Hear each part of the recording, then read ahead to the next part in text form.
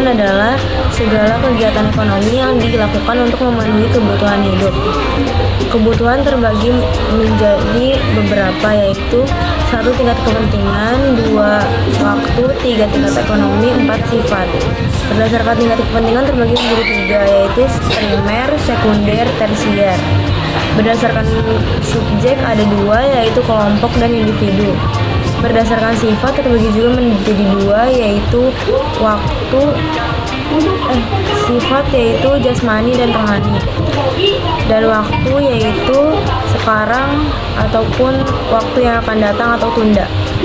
Primer adalah kebutuhan pokok yang wajib dipenuhi. Contohnya di kalangan masyarakat yang wajib dipenuhi yaitu pakaian, makanan, minuman. Setelah primer yaitu sekunder. Sekunder ialah kebutuhan yang dipenuhi setelah kebutuhan primer dipenuhi, yaitu untuk di kalangan masyarakat yaitu untuk di kalangan pelajar yaitu uang saku, teman, handphone. Lalu kebutuhan tersier di kalangan pelajar, di kalangan masyarakat yaitu mobil, motor, dan lain-lain. Kebutuhan berdasarkan subjek yaitu kelompok. Kelompok adalah sekolah, musola, tempat liburan. Kalau untuk individu yaitu diri saya sendiri membutuhkan kacamata dan lain-lain. Kalau kebutuhan berdasarkan sifat, jasmani membutuhkan olahraga dan rohani membutuhkan dengerin musik, ngaji, dan lain-lain. Berdasarkan waktu yaitu sekarang misalkan sedang sakit membutuhkan jasa dokter, dan tunda misalkan ingin membeli rumah dan harus menunda keinginan untuk membeli rumah dengan cara untuk menabung terlebih dahulu. Assalamualaikum warahmatullahi wabarakatuh. Alat pemenuhan kebutuhan terbagi menjadi 4, yaitu berdasarkan kelangkaannya, berdasarkan proses pembuatan, hubungan dengan benda lain, serta tujuan penggunaan. Berdasarkan kelangkaannya ada benda ekonomi dan benda bebas. Benda ekonomi contohnya kaos kaki yang dijual di pasaran, air mineral yang dijual di pasaran. Kalau benda bebas contohnya matahari, angin, air. Kalau hubungan dengan benda lain ada benda pengganti dan benda pelengkap. Benda pengganti contohnya soft lens menggantikan kacamata, lilin pengganti lampu, dan motor pengganti mobil. Kalau benda pelengkap contohnya meja dilengkapi oleh kursi, mobil dilengkapi oleh bensin, dan tinta melengkapi spidol. Berdasarkan proses pembuatan ada benda mentah, benda setengah jadi, dan benda jadi. Kalau tujuan penggunaan ada benda produksi dan benda konsumsi. Benda produksi seperti blender, alat pembuat nasi, dan benda konsumsi seperti masker medis yang hanya bisa dipakai sekali. Adalah ketidakseimbangannya antara kebutuhan dengan alat pemenuhan kebutuhan. Contoh dari kelangkaan adalah pada saat COVID-19 menyebar di Indonesia, masyarakat Indonesia membutuhkan masker serta hand sanitizer. Sedangkan di minimarket serta supermarket banyak yang kekurangan hand sanitizer dan masker. Jadi disitulah terjadi kelangkaan antara masker dan sanitizer setelah masyarakat membutuhkan masker dan sanitizer, sedangkan di supermarket tidak memenuhi alat pemenuhan kebutuhannya tidak memenuhi kebutuhan masyarakat. Cara mengatasi kelangkaan adalah dengan cara menjaga kelestarian alam, memperbarui sumber daya alam. Dampak dari terjadinya kelangkaan masker adalah harga masker yang tersedia di minimarket akan menjulang tinggi ke atas, sedangkan yang dibutuhkan masyarakat banyak. Disitulah terjadinya kelangkaan.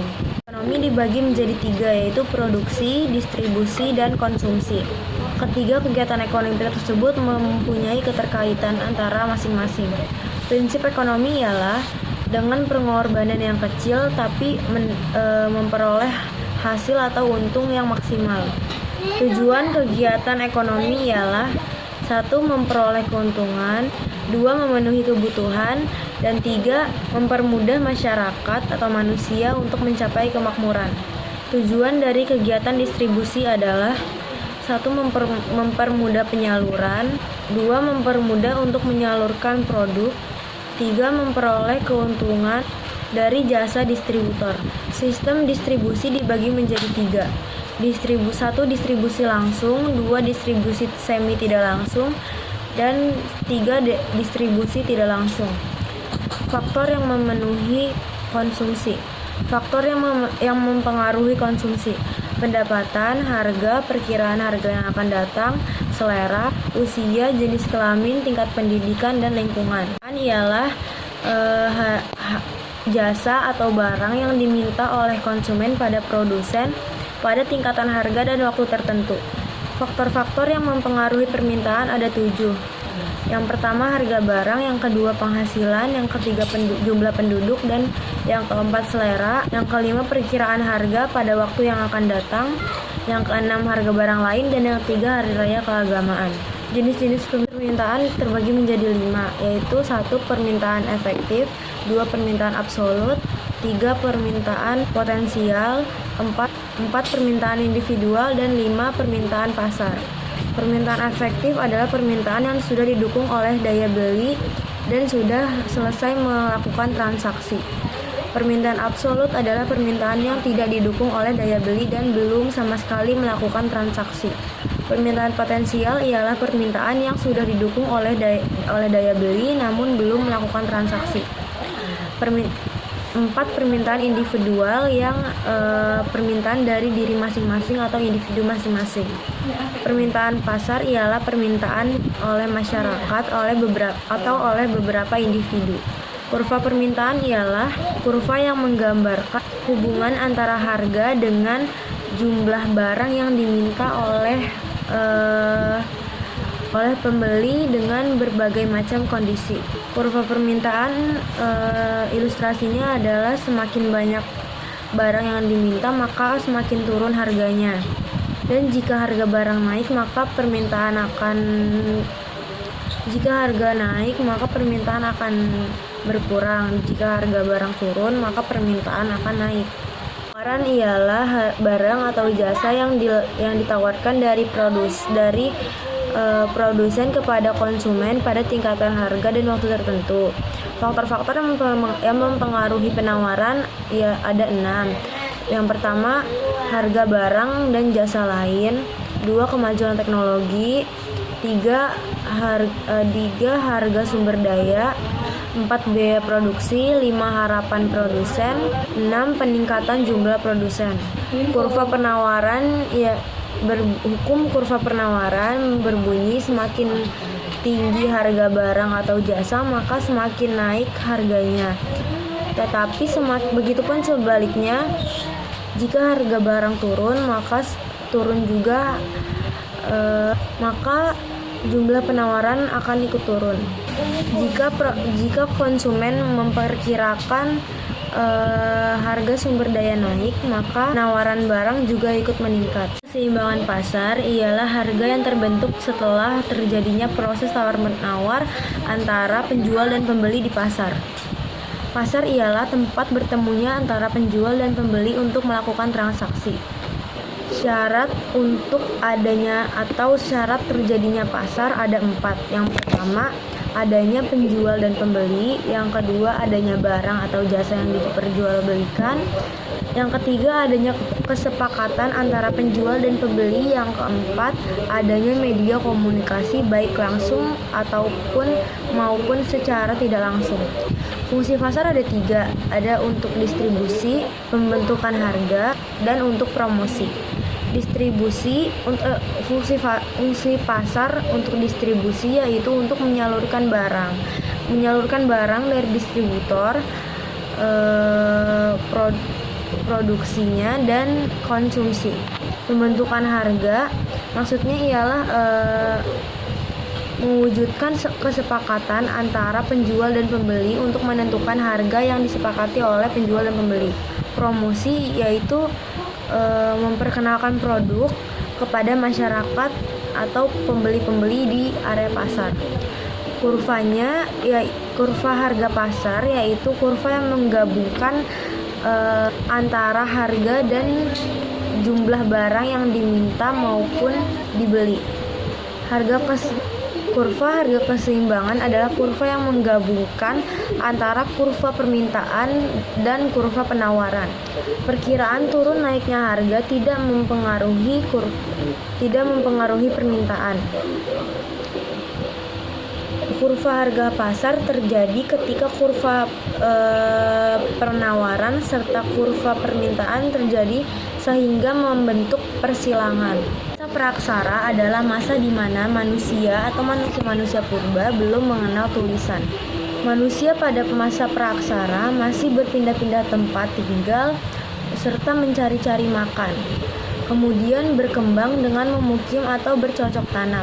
Peralatan dan kebudayaan yang dikembangkan dari batu dan logam. Kebudayaan dari batu ini ada 3 masa, yaitu Paleolitikum, Mesolitikum, dan Neolitikum. Zaman logam sering disebut-sebut dengan zaman perundingan, zaman perundagian. Teori yang kuat dari masuknya Islam ke Indonesia ialah teori Mekah. Islam masuk ke dalam Indonesia melalui pedagang-pedagang dari Gujarat yang diikuti oleh pedagang-pedagang Persia dan pedagang Mekah. Tetapi teori yang paling kuat dari Islam masuk ke Indonesia ialah teori Mekah. Masyarakat Indonesia dapat dengan mudah menerima agama Islam untuk masuk ke Indonesia, yaitu karena masuknya mudah hanya dengan bersyahadat. Lalu agama Islam tidak mengenal kasta dan tidak ada paksaan untuk memeluk agama Islam. Kerajaan Islam pertama yang ada di Indonesia ialah Kerajaan Perla dengan bukti catatan Cakupe. Sunan Kalijaga menyebarkan atau memperluas agama Islam di Indonesia dengan cara bermain wayang kulit, dan Sunan Banang dengan cara bermain gamelan. Hindu-Buddha masuk dengan teori Sudra, teori Brahmana, teori Waisya, dan teori arus balik.